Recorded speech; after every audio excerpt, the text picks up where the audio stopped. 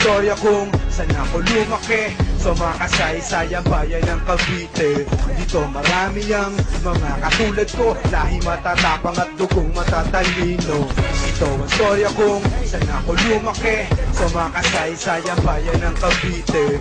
Dito marami ang mga katulad ko, lahi matatapang at dugong matatalino. Pileta, Cavite, dito ako sinilang. Dito nagsimula pangarap ko na makabilang ang mga itong sinulat ay maging alaman at makilala ang boses sa dayuhang panapan. Pagkaman ako'y di hamak na dukha at di mayaman, pero ang kasaysayan ay bakat na sa pangalan kung saan at iba nila ay unang tinaan at pinaglaban ng mga bayan hindi mapigtas. Pagsama-sama tayo magkaapit-kapit kamay, sariling lugan na Tagalog ang gawin palabay. At ang gabay kung wayan lapis na siya gamit kong panulat, nakaprasong papel ang istorya pilit kong sinulat. Marami sa atin dito, tuluyan na kayo. Sigisingin ko kayo sa aking mga bagong ulat. Ang sugat ay naghilo, muli akong babangon. Cavite, Pilipinas, ito ang aking hamon.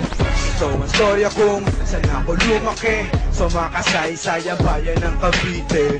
Dito marami ang mga katulad ko, lahi matatapang at dugong matatalino. Ito ang storya kung saan ako lumaki, sa mga kasaysayang bayan ng Cavite.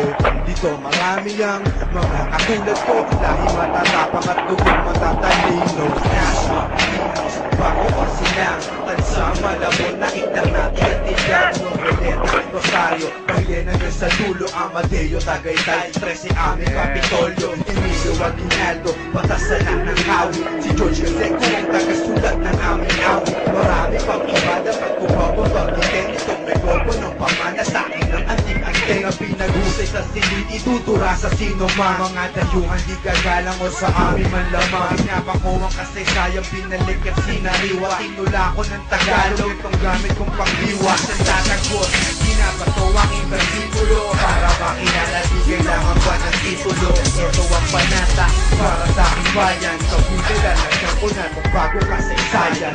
Ito ang storya kung saan ako lumaki, sa mga kasaysayang bayan ng Cavite. Dito marami ang mga katulad ko, lahi matatapang at dugong matatalino. Ito ang storya kung saan ako lumaki, sa mga kasaysayang bayan ng Cavite. Dito marami ang mga katulad ko, lahi matatapang at dugong matatalino.